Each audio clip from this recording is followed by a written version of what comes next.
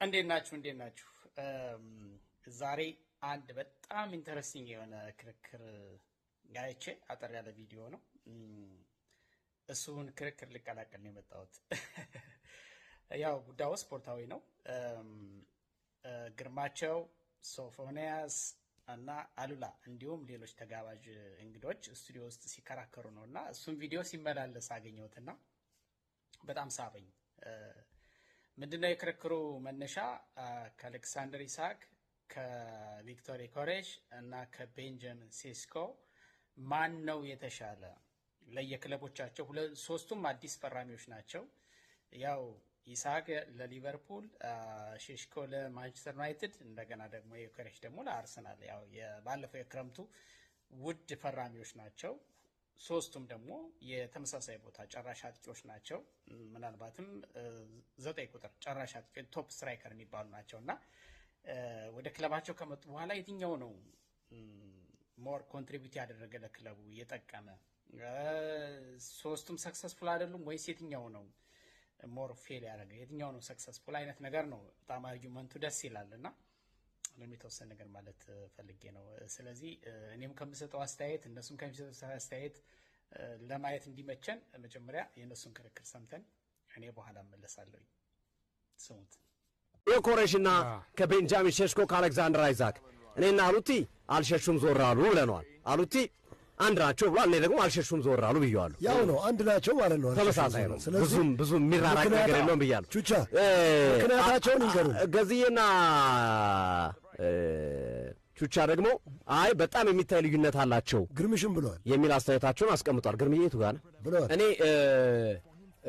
ማለት ዮኬሬሽን እንደጠበቅኩት ሆኖ አላገኘሁትም ቆይ አይ የቱ ጋር እኔ ዮኬሬሽ ይበልጣል እሺ አይ ይበልጣል ሲባል በቃ ግልጽ ብሎ የሚታይ ነገር አለው የለውም አሁን ፖይንቱ እኔ አሁን ቆይ አጭር ነው አይደል ንጽጽር ዮኬሬሽ እና ሼሽኮ ከተባለ ዮኬሬሽ በሰውነቱ የሚያደርገው መሸፈን ተከላካዮችን 3-4ቱን የሚይዝበት መንገድ ከሼሽኮ ተለይቶ ስለሚታየኝና ካስቆጠራቸው ጎሎች አንፃር ዮኬሬሽ ይበልጣል ባይ ነው በእኔ እምነት እኔ የራሴን ለማስቀመጥ ያህል ትልቁ ነገር ሶስቱንም ኤክስፔክት ባደረግናቸው መንገድ ከኤክስፔክቴሽናችን ውጭ ናቸው ምንም ጥያቄ የለውም ዮኬሬሽም ቤንጃሚን ሼሽኮም አሌክሳንደር አይዛክም ከጠበቅናቸው በታች ናቸው በተጫወቱባቸው ጨዋታዎች በተጎዱባቸውም ከተጎዱባቸውም ውጭ ባሏቸው ጊዜያቶች ሶስቱም ተጎድተዋል በነገራችን ዮኬሬሽም ጉዳት አስተናግዶ ነበር ሼሽኮም ጉዳት አስተናግዶ ነበር አይዛክ አሁን ጉዳት አስተናግዶ የአይዛክ ደግሞ ረዘም ያለ ጉዳት ነው ብዬ ነው ማሰቡ ከተቀመጠላቸውና ከመጡበት ገንዘብ አንጻር ቤንጃሚን ሼሽኮ ከወጣበት ገንዘብ አንጻር ዮኬሬሽ ከወጣበት ገንዘብ አንጻር አይዛክ ከወጣበት ገንዘብ አንጻር በእንግሊዝ ፕሪሚየር ሊግ እየሰጡት ያለው ጉልጋሎት ቅድም እንዳልነው ነው ዶሚኒክ ካልቨርት-ሊዊን እነዚህ ክለቦች ቢያስፈርሙ ኑሮ አይቆጭም ነበር ከሚያወጡት በነፃ ነበር ተጫዋቹን የሚያገኙት እና እኔ ዮኬሬሽ እንዲያውም ጎል ለማስቆጠሩ ምክንያት የሆነው ከአጠገቡ ያሉት ተጫዋቾች ጥራት ስላላቸው ነው ብዬ ነው ማምነው ሳካን ማርቲኔሊን ማዱኬን ማርቲን ኦዲጋርድን ኢዜን ከጀርባው አድርጎ የሚጫወት ተጫዋች ነው ዮኬሬሽ ሼሽኮ ከጀርባ ያሉት ተጫዋቾችን ተመልከቷቸው ያን ያህል ጥራት ደረጃቸው ከፍ ያለ ነው ወይ ማንቸስተር ዩናይትድ ላይ ተጽዕኖ ፈጣሪ ናቸው ወይ የሚለው ጥያቄ የሚያስነሳ ሆነ አገኘዋለሁ የኔ ሐሳብ ነው ገዝዬ ወይም ቹቻ የተመቸ አሁን ሶፊ 50-50 ላይ ገብታል ማን ነው 50-50 ላይ 50-50 ላይ አድምጠኛ እኛ አዳመጥን ጣት ከጣት አላረኩም ያላረኩትን አድምጪኝ ገዝዬ አይደለም አይ 50-50 አላልኩም ተረጋጊ አታምጣው እሺ ለምን መሰለ አንድ ናቸው አሉቲ አንተም የራስህን አይ ለምን መሰለ እንትን ናቸው አንድ ናቸው ሁለቱም አለና ጣት ከጣት አበላልጥ ካላችሁኝ አለ ሰው ከሰው አበላልጥ ነው አሁን እኮ ያበላልጥ ነው አበላልጥ ከተባልክ የሚበልጠውን መግለጽ ነው ወደዚህ ማመቻቸት አሁን የሶፊ ማመቻቸት አልተመቸኝም በቃ እኩል ምንም ልዩነት የላቸውም ነው ማበላልጥ ከተባለ ደግሞ እኛም እኮ ያልነው ወቅታዊ ፐርፎርማንሳቸው እንደተጠበቁት አለመሆናቸውን እናምናለን አይዛክም ለዛውም በሚያውቀው ሊግ ሼሽኮም ዮኬሬሽም ነገር ግን ከሶስቱ አሁን ቲም እየጠቀመ ያለው የተሻለ ማን ነው ከተባለ ዓለም የሚስማማበት ዮኬሬሽ ነው አንድ ያገባቸው ጎሎች ብዛት ሁለት ለጓደኞቹ የሚፈጥረው ስፔስ ወይ ደግሞ 3-4 ተከላካዮችን በማስጨነቅ ተከላካዮችን ሰብስቦ በመያዝ እነ ሳካ እነ ማርቲኔሊ እነ ኦዲጋርድ እነ ኢዜ እነ ራይስ ግብ እንዲያስቆጥሩ ትልቅ ሚና የሚወስድ ተጫዋች ስለሆነ በትናንቱ ጨዋታ ልንገርህ ኳሱን ዮኮሬሽ ታግሎ ከማርቲኔሊ የወሰደውን 2 ሰዎች ሸፍኖ ሲመጣ ሙሉ ለሙሉ ዮኮሬሽ ላይ 3 ሰው ስለሄደ ነው ዲክላን ራይስ ነፃ ሆኖ ቦክስ ውስጥ ያስቆጠረው። ይህንን ከኢዛክ ተመልክተናል፣ ይህንን ከሼሽኮ ተመልክተናል፣ አልተመለከትንም የሚታይ ነገር ስለሆነ። ከዛ በኋላስ በአብዛኛው ጨዋታ ላይ ጉልበት ሲፈልግ ጉልበቱን ያለውን ነገር ሙሉ ለአርሰናል እየሰጠ እንደተጠበቀው አይደለም፣ እንደመጣበት ገንዘብ እንደወጣበት እሱ ያስማማናል፣ ጥያቄ የለውም። ግን እናነጻጽር ከተባለ አሁን ባልኩ ነገሮች ሜዳ ላይ በሚያደርገው ጥረት፣ ሜዳ ላይ በሚያደርገው የመጫወት ፍላጎት፣ ቁርጠኝነት በጣም በጣም ብዙ ነገር ከዘረዘርን ጊዜ ስለማይበቃን 15 ደቂቃ አሉቲም ግርምሽም ማነው ሶፊም ቹቻም እንዲናገር ከጠቀስኩት አንጻር በቂ ማሳመኛ ነው። ዮኮሬሽ ይበልጣል። እኔም ሙሉ በሙሉ የገዝሽን ሀሳብ እቀበላለሁ። ውሰድ አሉት። እኔ ያንተን ሀሳብ ነው የምደግፈው። ማለት አርሰናል በተደጋጋሚ ጊዜ ባለፉት 3 ዓመታት የፕሪሚየር ሊጉ የዋንጫ ተፋላሚ ነበር እና ዋንጫ ያላገኘባቸውም ከተባሉ ነጥቦች መካከል የፒውር 9 ቁጥር እና የስኳድ ዴቭዝ ይጠራል። ለዚህም የአርሰናል አመራሮች ብዙ ስኳዱን ለማጠናከር ፊርማ አድርገዋል። በእያንዳንዱ ቦታ ላይ ሪዘርቭ ተጫዋቾች አሏቸው። ቲምበር ቢጎዳ ቤን ዋይት፣ ካላፊዮሪ ቢጎዳ ስኬሊ፣ የመሀል ተከላካዮቹ ቢጎዱ ሞስኬራ፣ ኢንካፔ፣ ሌሎችም አሉ በእያንዳንዱ ቦታ ላይ እና ለዚህ አሁን አርሰናል ዋንጫ ካላነሳ የአርቴታ ማባቢያ ወይም ስኳድ የለኝም ለሚለው ፉርሽ ያደርገዋል። ፕላስ 9 ቁጥር የለኝም ለሚለው ደግሞ የኮሬሽ መጥቷል። የኮሬሽ በዘንድሮ ዓመት እስኪ የአርሰናል ደጋፊዎች የኮሬሽ በየትኛው ጨዋታ ላይ ነው የኮሬሽ ጎል ዋጋ ኖሮት አርሰናል ያሸነፈው? በኤቨርተን ጨዋታ ላይ ብቻ እኔ ያባየሁት ልክ። የኤቨርተንም ጨዋታ ላይ ደግሞ ምንድን ነው ፔናልቲ ነው የተሰጠው። ፔናልቲ ደግሞ የአንድ አጥቂ ኮንቨርጀን ሬት ብልጫ የሚወሰድበት ቢያንስ 80% 90% ጎል ማስቆጠር ያለብህ ቻንስ ውስጥ ነው ያንን ጎል ያስቆጠረው። እሱም ኮንፊደንስ ቢውልድ ለማድረግ ነው። የቡድኑ አንደኛ መቼ አይደለም። የኮሬሽ ጎል ያስቆጠረው ማ ላይ ነው? በዚህ ፕሮግራም በምሳሳት ፕሮግራማችን ላይ አንስቼዋለሁ። እነ ካሳፒያ ላይ ሊጎች ላይ ነው ጎል የሚያስቆጥረው። የኦፕታን ስታት እስኪ አንብቡት አድማጮች። የኮሬሽ ሲመጣ የኮሬሽ ጎል አስቆጣሪነት ከሲቲ ከቻምፒዮንስ ሊጉ ውጪ በፕሪሚየር ሊጋው በፖርቹጋል ፕሪሚየር ሊጋ የትኛው ጨዋታ ላይ ጎል አስቆጠረ? ቤኔፊካ ላይ ጎል አስቆጥሯል። ስፖርቲንግ ሲቸገር ጎል አስቆጥሯል። እና ያስቆጠረባቸው ክለቦችን ከማን ጋር ነጻጸረው? ኦፕታ ከእንግሊዝ ክለቦች ጋር። የእንግሊዝ ክለቦች እነማን ናቸው? እነ ሬዲንግ፣ እነ ሼፊልድ ዌንስዴይ፣ እነ ቦልተን ናቸው። እና ዘንድሮም አርሰናል 1-0 ሲያሸንፍ የኮሬሽ ጎል አስቆጣሪነት ይፈለጋል። ክሪስታል ፓላስ ላይ፣ ፉልሃም ላይ ወይም ማንቸስተር ዩናይትድ ላይ ወይም ኤቨርተን ላይ ፔናልቲ ያስቆጠረው የኮሬሽ ያስቆጠረው ምንድን ነው? ደንዲል የሆነ ጨዋታ ላይ ጨዋታው አልቋል ተብሎ የማረጋገጫ ጎል የሚፈልገው ጨዋታ ላይ ጎል አስቆጥሯል። ያ ሊድስ ላይ አስቆጥሯል፣ ኖቲንግሃም ላይ አስቆጥሯል። ኢቭን አትሌቲኮ ማድሪድ ላይ ያስቆጠረው ጎል ራሱ ምንድን ነው? ጨዋታው አልቆ ነው። የማሸነፊያ ጎል ያስቆጠረው ኤቨርተን ላይ ነው፣ እሱም ፔናልቲ ነው። ይሄ ግልጽ ነው። ስታቱን መገንዘብ ይቻላል። እና በፕሪሚየር ሊጉ ባለፉት 20 ጨዋታዎች የትናንቱን ጨዋታ ጨምሮ የኮሬሽ ለአርሰናል ጎል ነው የሚፈልገው አይደል? ጎል አሲስትም እሺ፣ ጎል የትኛው ጨዋታ ላይ አርክቷቸዋል? እስቲ የለም። የቤንጃሚን ሼሽኮንም አምናለሁ እኔ ሼሽኮ አምናለሁ። ማንቸስተር ዩናይትድን እየጠቀመ አይደለም። አንድ አይነት ናቸው ብለው ነገር ለዛ ነው። ግን ማንቸስተር ዩናይትድ የአርሰናልን አይነት የቡድን ጥልቀት የለውም። ማንቸስተር ዩናይትድ የአርሰናልን አይነት የማጥቃት ስትራቴጂ ፕላን የለውም፣ በተጫዋችም በአሰልጣኝ። አሞሪም ካርቴታ ያንስብኛል ለኔ። የማንቸስተር ዩናይትድ አማካኝ ካርቴታ የአርሰናል ሰራዊት ያንሳል። የኮሬሽ ግን ለዛ ኬፐብል ነው። ጨዋታው ግን አንድ አይደለም። ወደኋላ ሙቭ እያደረገ ወደኋላ እየመጣ ቢልዳፑን የሚያግዝ አይደለም። ይሄ ግልጽ ነው። እንግዲህ እንደሰማችሁት ነው። የመጀመሪያው ነገር ማን ይበልጣል የሚለው ነው በስፖርት ቋንቋ። አሁን ብዙ ጊዜ የማይመቸኝ ወይም ደግሞ የማልቀበለው ነገር ምንድን ነው እሱ ሜሲ ወይስ ሮናልዶ የሚል የሆነ በቃ በጣም አሰልቺ የሆነ ክርክር አለ በእግር ኳስ ዓለም ውስጥ እና እንዳው እንደዚህ ማበላለጡ ማወዳደሩ ምናምን ቀርቶብን ግን የእነሱም አርጊመንት በእርግጥ ለክለቡ ማን ነው ሞር ኮንትሪቢዩት ያደረገ የሚለው ነገር ነው እና ከዚህ አንጻር አሁን አንዱን ሀሳብ ሼር ያደርጋል ግን ኮመንሊ ያው በንጽጽር ነገሮች ንጽጽራዊ ናቸዋል የሚባለው ሶስቱም በሚጠበቀው ልክ ወይም ደግሞ በተጠበቁበት ልክ አይደሉም የሚለው ግን ብዙ ሰው የሚያስማማ ይመስለኛል። ግን በዋናነት የዮኬሬሽን የአርሰናል ደጋፊ ስለሆንኩ አይደለም፣ የዮኬሬሽን ፐርሰናሊ ስለምወደው አይደለም፣ ግን የእሱን ኮንትሪቢዩሽን ግን በጣም ያሳነሱት ስለመሰለኝ ነው እዚህ ላይ የተወሰነ ነገር ሪያክት ማድረግ የፈለጉት። ዮኬሬሽ ከነዚህ ሁለት ፈራሚዎች በጣም በብዙ ርቀት ሰክሰስፉል ነው ብዬ ነው ማምነው። አሁን እንደ መከራከሪያ ነገር ሲያነሱ ሲጠቅሱት የነበረው ነገር ምንድን ነው? ዮኬሬሽ ለአርሰናል የተሻለ በንጽጽር የተሻለ ኮንትሪቢዩሽን አለው፣ ነገር ግን ፌል አድርጓል። እሱም ነው መደምደሚያው፣ እንደዛ ነው። ብዙዎቹ ያነሱት ሀሳብ ኮመንዲ ሲጨመቅ ሀሳቡ እንደዛ ነው። ከእንትና ውጭ ከግዞ ውጭ ግዞ ነው አንደኛው እሱ። በነገራችን ላይ እሱ ብዙ ሀሳብ እኔ እስማማበታለሁኝ።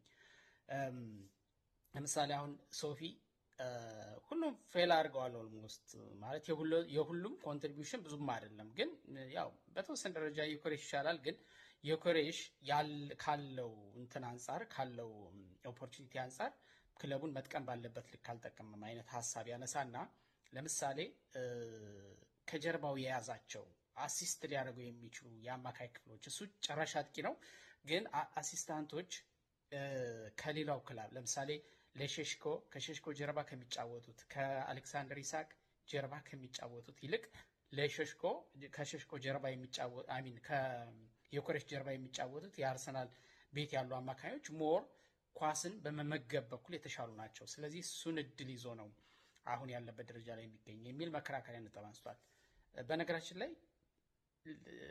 በቅርብ እንደውም በቪዲዮ ተደግፎ ወጥቶ ነበር። ብዙ የአርሰናል ደጋፊዎች ኦዲጋርድን፣ ኤዜን በተለይ ሳካና ኦዲጋርድን ዴክላን ራይስን ጨምሮ በጣም በይፋ የተቹበት፣ ማይክል አርቴታም በይፋ ለሚዲያዎች የተናገሩበት፣ እሱ ቦታ ፈልጎ ራሱን ነጻ አድርጎ ይሮጣል፣ እነሱን ቀና ብላ አይመለከቱትም፣ አሲስት አያደርጉለትም። አሁን ዮኬሬሽ ገና 18 ጨዋታ ነው ያደረገው በአርሰናል ማሊያ፣ ቅርብ ጊዜ ነው የመጣው። ስለዚህ ምንም ማለት አለ በጣም ትንሽ ጨዋታ ነው። በእነዚህ ሰልፎች ውስጥ ግን የሚገባውን ምንድነው አሲስት አልተደረገለትም ብለው የሚያነሱት ነገር አለ። እንደው ከብዙ ነገሮች ለማንሳት ያህል ነው። ከዛ ውጭ ግን ሲነጻጸር በብዙ ነገር ሲነጻጸር በእኔ ግምት ዮኬሬሽ በጣም ሰክሰስፉል ነው ከነሱ ይልቅ። ዮኬሬሽ ተጎድቶ ካልተጫወተባቸው ጊዜያቶች ውጪ በአቋም መውረድ ወይም ደግሞ አትችልም በሚል ቤንች ላይ አልተቀመጠም። ስለዚህ ስቲል ቋሚ ተሰላፊ ነው። ካይ ሃቨርትዝ ተመልሶ ጄሱስ ከነ ሙሉ ብቃት ተመልሶ አርቴታ ቋሚ ተሰላፊ ነው የሚያደርገው ዮኬሬሽ። ለምንድን ነው እንደዛ የሚያደርገው? ጥቅሙን እሱ ነው የሚያውቀው። ዮኬሬሽ ማለት አጥቂ ብቻ አይደለም። በአርሰናል ቤት ብዙ ሩቅ ሳንሄድ ለምሳሌ በርንማውዝን 3-2 ባሸነፉበት ወሳኝ ጨዋታ ሁለተኛዋ ጎል ስትቆጠር የእሱን ሚና መመልከት ትችላላችሁ። እንዲያውም በኋላ ላይ አስቀምጠዋል ፎቶውን እዚህ የአምስት ተጫዋቾች መሀል ሰንጥቆ ነው ያችን ኳስ አቀብሎ ነው ከዛ በኋላ ለኦዲጋርድ ሰጥቶት ኦዲጋርድ ሲመልሳት ኳሷን ዴክላን ራይስ ወደ ጎልነት የቀየራት። ስለዚህ ይሄ ልጅ እንደ አማካይም ነው፣ ቡድኑ ሲጠቃ ይከላከላል፣ እንደ አማካይ ክፍል ኳስ ያከፋፍላል፣ የፔናልቲ ግብ ክልል ቦክስ ውስጥ የተቃራኒ ተጫዋቾችን በጣም ነው የሚያተራምሰው። ኳስ በነገራችን ላይ ስነ ልቦና ነው። ስለዚህ ትልቅ ጫና ያሳድራል። እሱ በጣም ጉልበታም ነው፣ ይጋፋል። ምን ይላል ጋዜጠኛ ኤፍሬም የማነ ምን ሲል ሰማሁት መሰላችሁ? እስኪ ጋብሪኤል ጄሱስ እስኪ እንደ ቪክቶር ዮኬሬሽ ታግሎ ተጋፍቶ በጉልበት ለመጫወት ይሞክር፣ ድጋሚ ሌላ 1 ዓመት ይተኛል አለ። ይጎዳል ማለት ነው። እውነቱን ነው። እንዲያውም ዮኬሬሽ ብዙ ጊዜ ነው ይጎዳል ብዬ። በጣም ተጋፍቶ ነው፣ ደፋር ነው፣ ሜዳ ካለው ነው። ስለዚህ ሚናው ብዙ ነው። እኔ አሁን ዮኬሬሽን አጥቂ ብቻ ቶፕ ስትራይከር ብቻ ብዬ አልወስደውም። እንዳልኩት ይከላከላል፣ ቡድኑ የተጠቃ ሲመስለው በጋራ ይከላከላል፣ ኳስ ያከፋፍላል፣ ለአጥቂ ጨርሶ ያቀብላል። እንደው ወደ ኋላ ተመልሰን እያንዳንዱ ጨዋታ እንኳን ባናይ በቅርቡ በርንማውዝን አርሰናል 3-2 ሲያሸንፍ ወሳኛዋን ጎል ሁለተኛዋን ጎል ያቀበለበት መንገድ በ5 ተጫዋቾች ፎቶውን ታዩታላችሁ፣ በ5 ተጫዋቾች መካከል። ስለዚህ አርሰናል በባህሪው ደግሞ ምን አይነት ታክቲክ ነው የሚጠቀመው? በጋራ ይከላከላል፣ በጋራ ሜዳ ላይ ኳስ ያንሸራሽራል፣ ይይዛል፣ በጋራ ያጠቃል። እስኪ አርሰናል ቤት ማን ነው ጎል የማያስቆጥር? ትሮሳርድ ያስቆጥራል፣ ሳካ ያስቆጥራል፣ ኦዲጋርድ ያስቆጥራል፣ ጋብርኤል ያስቆጥራል፣ ፉልባኩ ኤዜ ያስቆጥራል፣ ማንም ያስቆጥራል።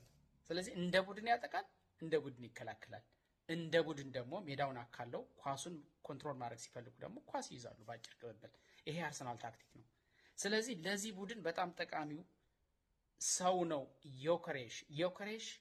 እስካሁን አርሰናል ድል ባረገባቸው ጨዋታዎች ሁሉ በአብዛኞቹ ተሰልፏል ነበረ።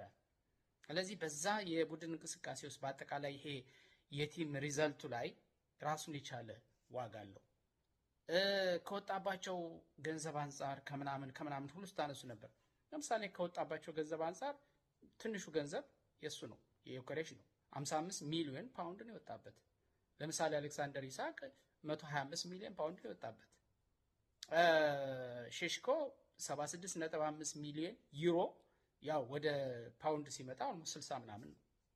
ስለዚህ ከሶስቱ አጥቂዎች ትንሽ ገንዘብ የወጣበት ዮከሬሽ ነው። በአገልግሎት ደረጃ ደግሞ 18 ጨዋታዎችን አድርጎ 5 ጎሎችን አስቆጥሯል በስሙ። በነገራችን ላይ እንደ አጥቂም እኮ ጎል አስቆጥሯል።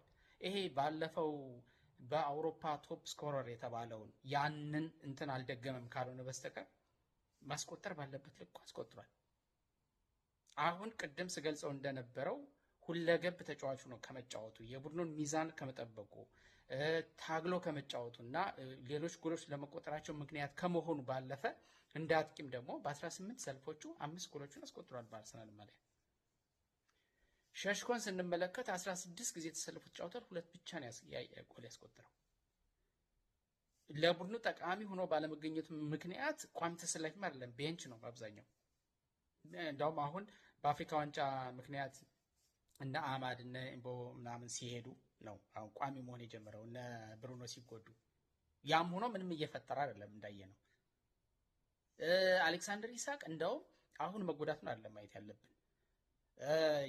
ሸሽኮ ተጎድቶ ነበር፣ ኦፍ ኮርስ ዮከሬሽ ተጎድቶ ነበር፣ ጨዋታዎች አምልጠውታል በተጎዳበት ጊዜ። አሌክሳንደር ኢሳቅ ግን አልተጎዳም። አሁን ነው የተጎዳው። አሁን ይሄ ክርክር እየተደረገ ባለበት ሞመንት ምናልባት 1-2 ጨዋታ ቢያልፈው ነው ከተጎዳ። ከዛ በፊት ግን ከፈረመበት ጊዜ ጀምሮ ወደ ክለቡ ከመጣበት ጊዜ ጀምሮ የመጫወት እድል ነበረው። እነ ሸሽኮ ተጎድተው እነ ዮከሬሽ ተጎድተው እሱ የመጫወት እድል ነበረው። ስለዚህ በምንም አይነት መመዘኛ ብናየው ዮከሬሽ ለአርሰናል እጅግ በጣም የተሻለ ጥቅም የሰጠ ፈራሚ ነው።